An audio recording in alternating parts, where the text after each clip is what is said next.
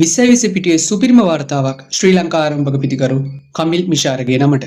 මීට දින කිහිපයකට පෙර නිමවට පත් වුණා ශ්‍රී ලංකා කණ්ඩායම සහ පාකිස්තාන කණ්ඩායම අතර පැවැත්වුණු තුන්කොන් විශ්වවිද්‍යාල ක්‍රිකට් තරඟාවලියේ අවසන් මහා තරඟයේ ඉතින් මෙම අවසන් මහා තරඟයේදී ශ්‍රී ලංකා කණ්ඩායම වෙනුවෙන් එකම සුපිරි ඉනිම ක්‍රීඩා කළ ක්‍රීඩකයා බවට පත්වන්නේ කමිල් මිෂාර පමණයි.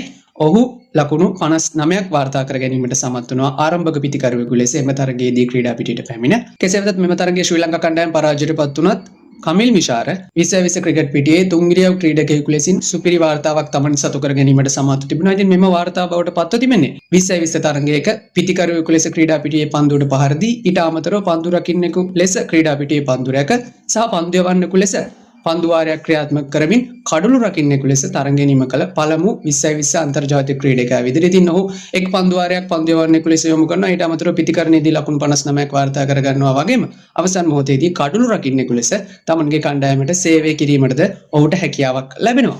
ඉතින් මේ පිළිබඳ ක්‍රිකට් ප්‍රේක්ෂකයන් විදිහට ඔයාලගේ වටිනා අදහසුත් පහලින් කමෙන්ට් එකක් විදිහට දාගෙන යන්නත් අමතක කරන්න එපා. මේ වගේ වටිනා තොරතුරු දැනගන්න අපේ TikTok channel එක follow කරලා තියාගන්නත් අමතක කරන්න එපා.